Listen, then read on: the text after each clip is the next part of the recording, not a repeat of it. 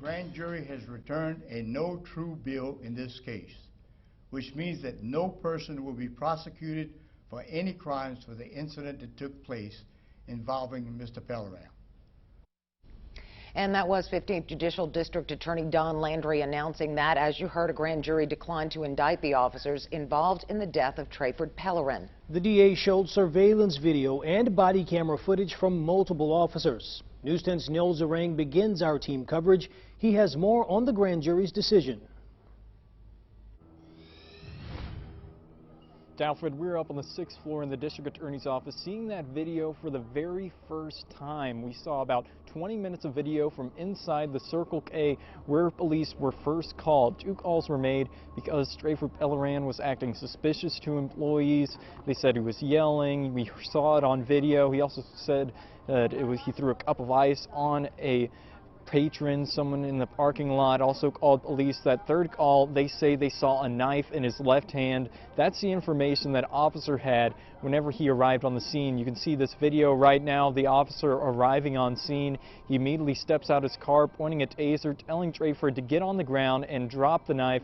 Trayford doesn't do so, and he runs across the street and down to a further gas station. He repeatedly tells him to drop the knife, get on the ground. At one point, Trayford turns around and says, "I'm going to stab you." We heard that in the video. That's whenever the taser was deployed, but it didn't work. Both pieces did not connect, so it didn't work. They trace him all the way down to the gas station. Multiple officers arrive. Another tries to deploy the taser, but once he reaches the door of that other gas station, 3 officers fire multiple times.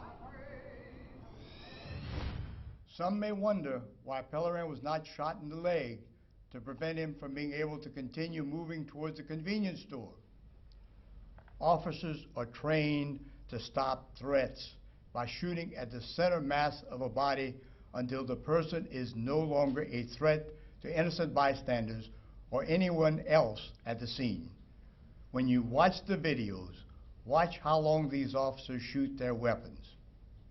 2.4 seconds from first shot to last. This is a sign of excellent training and discipline by the officers.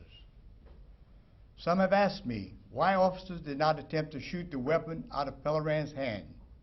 Again, officers are not trained to attempt to do this, and it is very difficult to hit a moving hand or weapon with a pistol in a dangerous and fast-moving emergency situation like this was.